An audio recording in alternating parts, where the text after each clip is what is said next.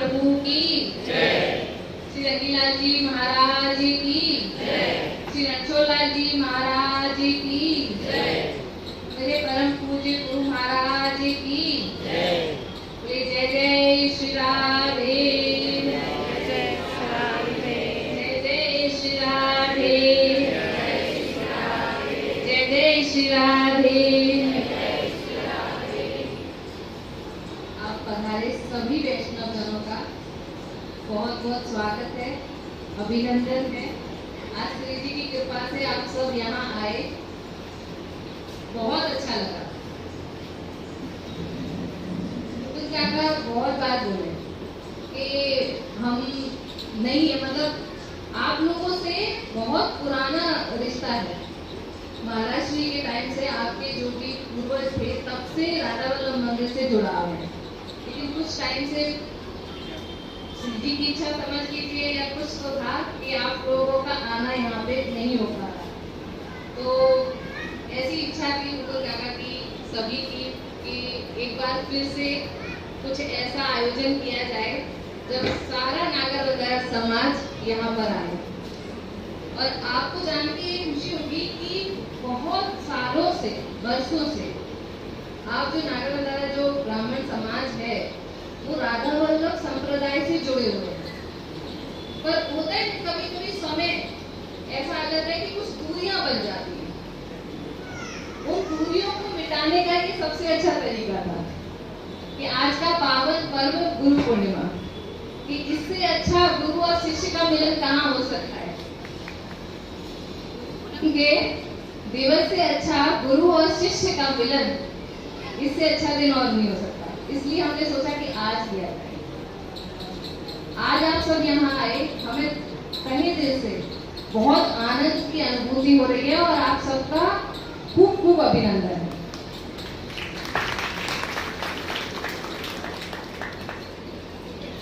अब आप जब राधा वल्लभ संप्रदाय से जुड़े हैं तो पहले तो गुरु पूनम, कि गुरु हमारे जीवन में गुरु क्यों जरूरी है, गुरु कौन है, गुरु कैसे होते हैं, गुरु कितने प्रकार के होते हैं, ऐसे बहुत सारे सवाल आते हैं हमारे।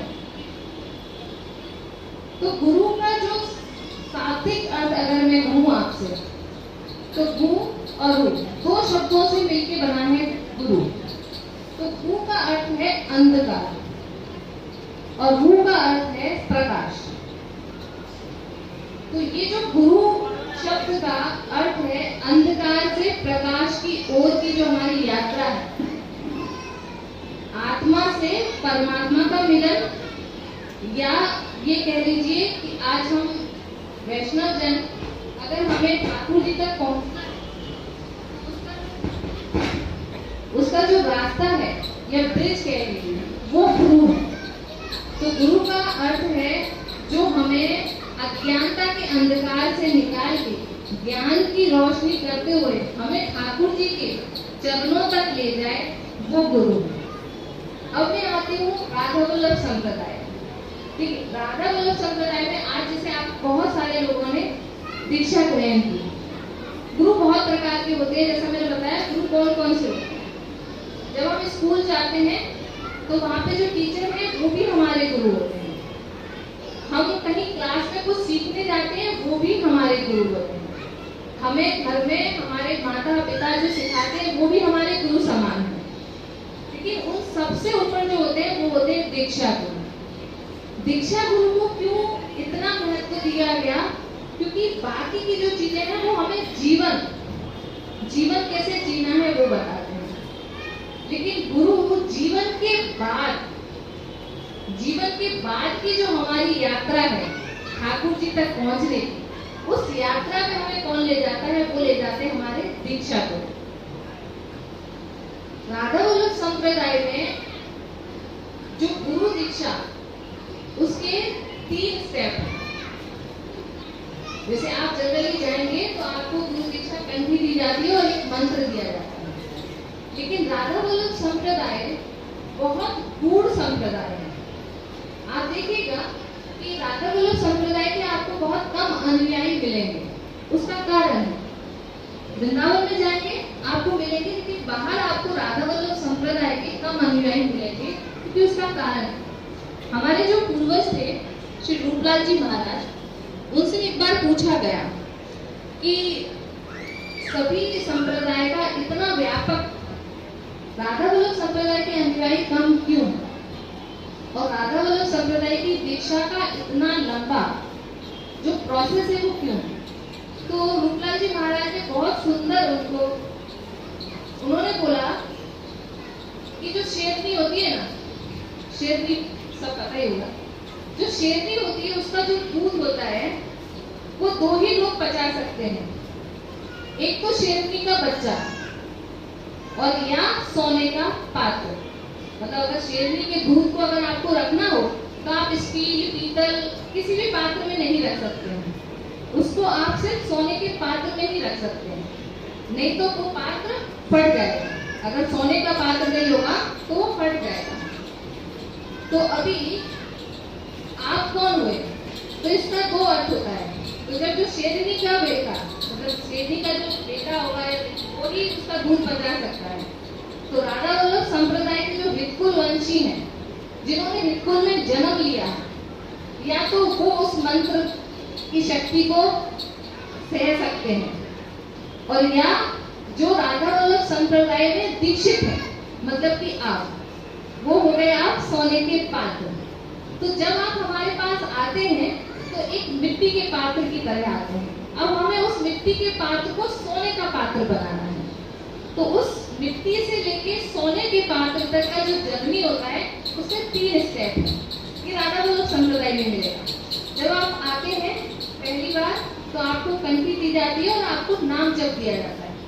इट इज लाइक दैट कि जैसे हम पूजा करने जाते हैं तो पहले स्नान करते हैं या ऐसे ही चले जाते हैं, पूजा करने जाते हैं तो स्नान करके जाते हैं। तो उसी प्रकार से आपको पहले नाम जप दिया जाता है कि आप अपने मन को शुद्ध कर सकें। मन को शुद्ध करने के बाद में साल भर 2 साल जब आप नाम जप करते रहते हैं और आपका हृदय शुद्ध हो जाता है, उसके बाद आप अपने गुरु से शरणागति मांगे।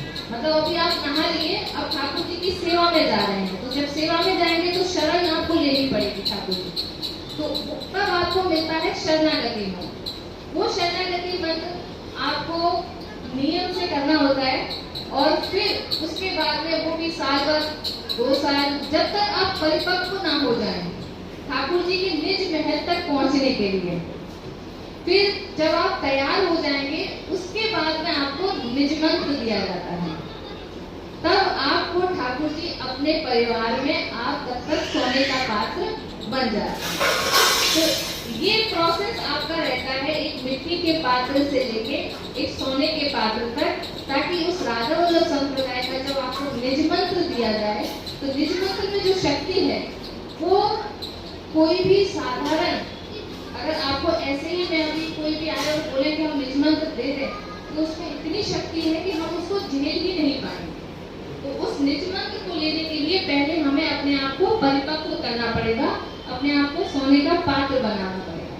तो आप सब बहुत बधाई के पात्र हैं कि आप राधा वल्लभ संप्रदाय में बैठे हैं और बहुत जल्द आप सोने के पात्र बनने जा रहे हैं।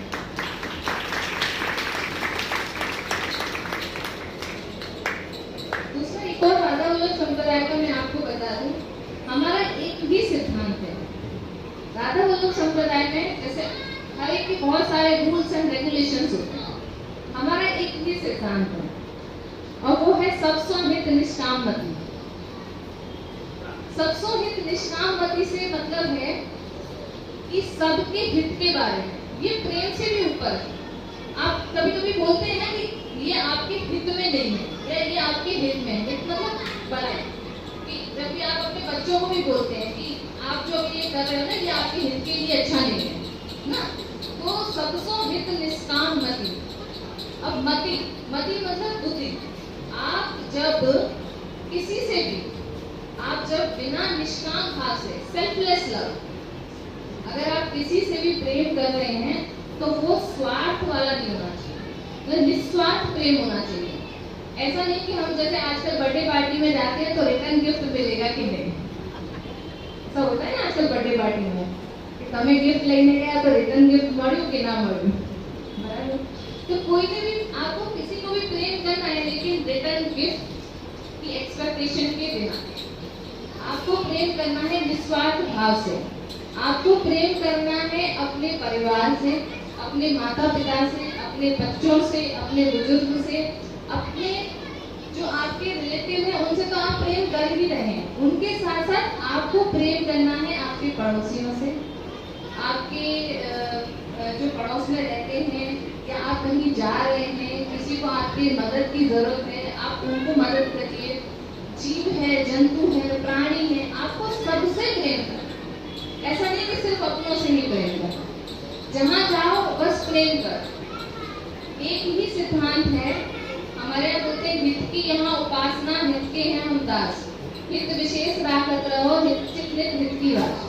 मतलब हम यहाँ पे हित की ही पूजा करते हैं, हित के ही हम दास हैं, और हम ठाकुर जी से, श्री जी से हर पल हर क्षण यही प्रार्थना करते हैं कि श्री जी हमारे चित्त में नित्य नवीन प्रेम, सबके प्रति निष्काम प्रेम रहे। बस आप लोगों से यही मेरी प्रार्थना कह लीजिए,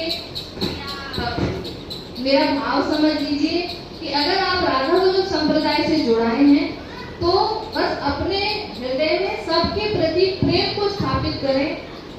आपको जो नाम जप दिया गया है उसका हर रोज आप जप करते रहें। धीरे धीरे आपके मन में से जो भी विकृति होंगे, जो भी विकार होंगे, ठाकुर जी उन सबको दूर करेंगे। उस मंत्र में इतना शक्ति है कि आप अभी जो मट्टी के पात्र हैं, और अगर आपको सोने के पात्र तक पहुंचना है तो बस मन से, श्रद्धा से सबको प्रेम करते हुए और श्री जी का नाम लेते रहिए।